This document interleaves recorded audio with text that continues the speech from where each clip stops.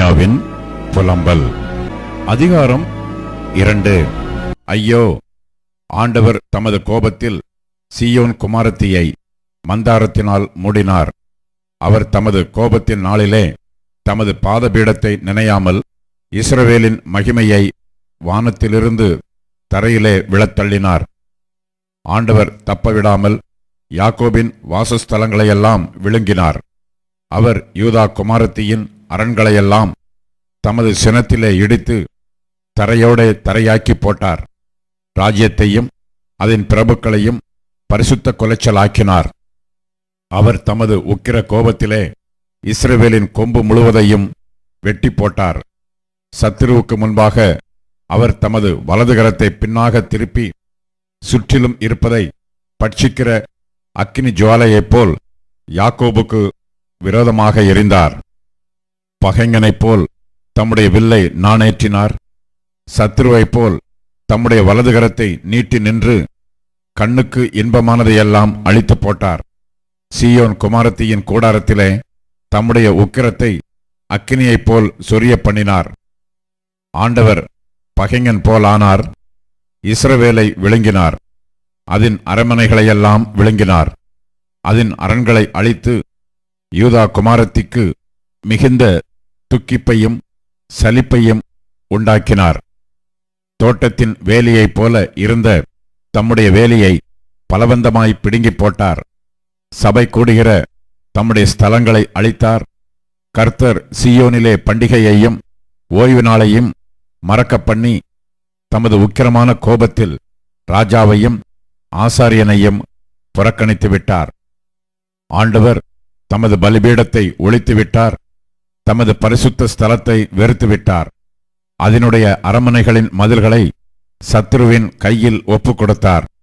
பண்டிகை நாளில் ஆரவாரம் பண்ணுகிறது போல் கர்த்தரின் ஆலயத்தில் ஆரவாரம் பண்ணினார்கள். கர்த்தர் சீயோன் குமாரத்தியின் அலங்கத்தை நிர்மூலமாக்க நினைத்தார். நூலை போட்டார்.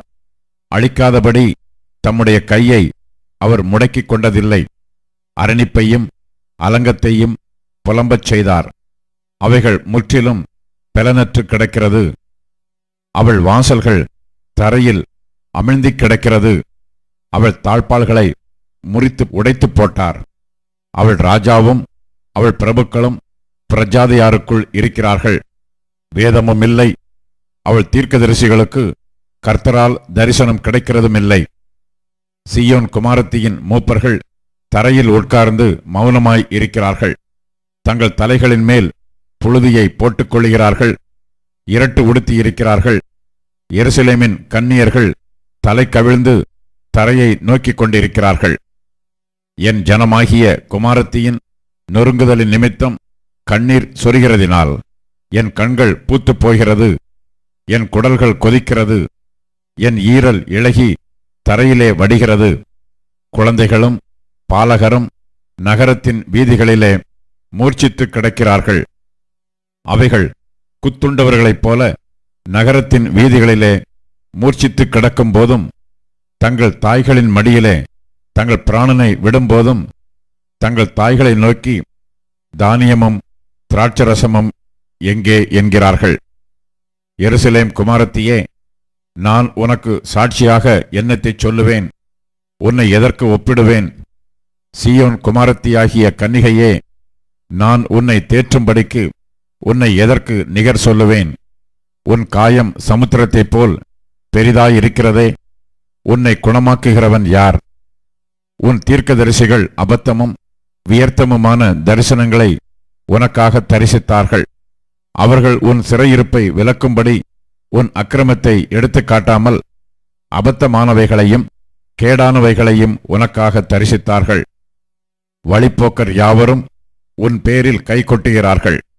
எருசலேம் குமாரத்தியின் பேரில் ஈசட் போட்டு தங்கள் தலைகளை துலுக்கி, பூரண வடிவும் சர்வ பூமியின் மகிழ்ச்சியுமான நகரம் இதுதானா என்கிறார்கள்.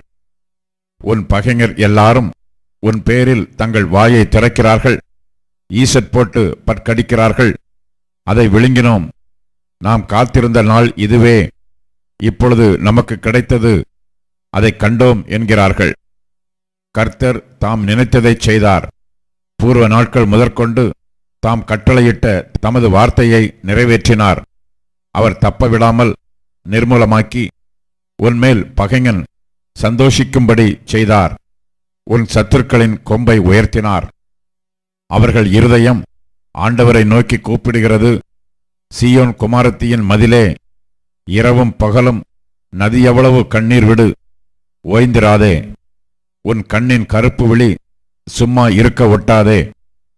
எழுந்திரு, ராத்திரியிலே முதற்சாமத்தில் கூப்பிடு.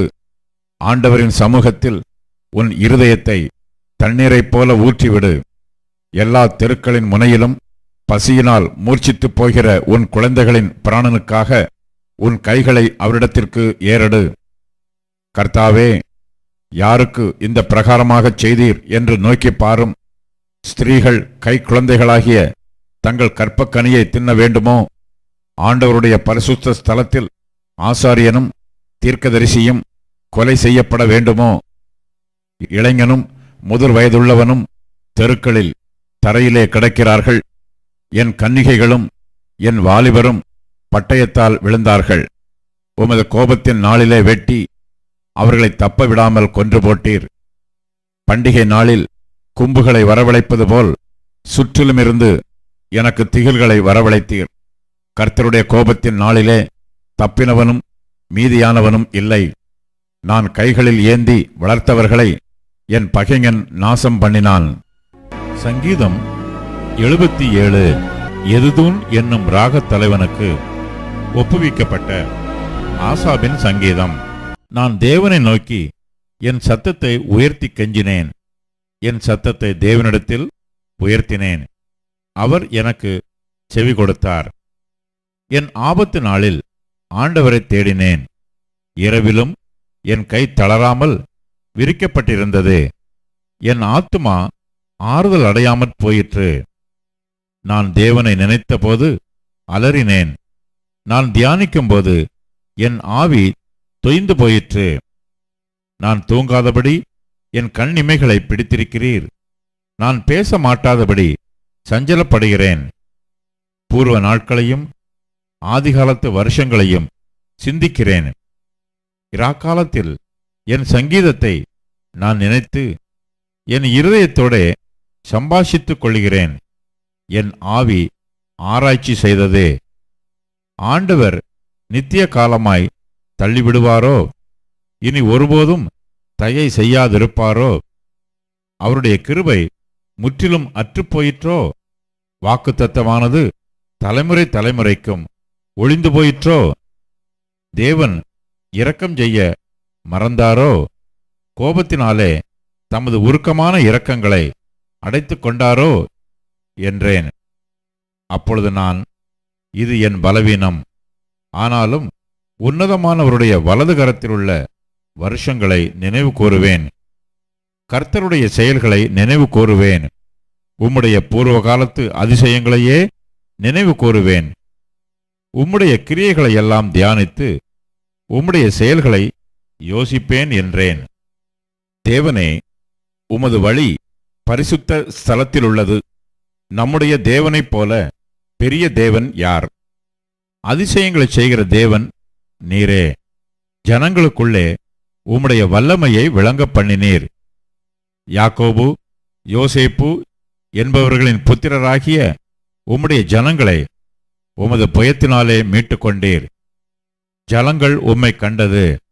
தேவனே, ஜலங்கள் உம்மை கண்டு தத்தளித்தது. ஆழங்களும் கலங்கினது. மேகங்கள் ஜலங்களை பொழிந்தது.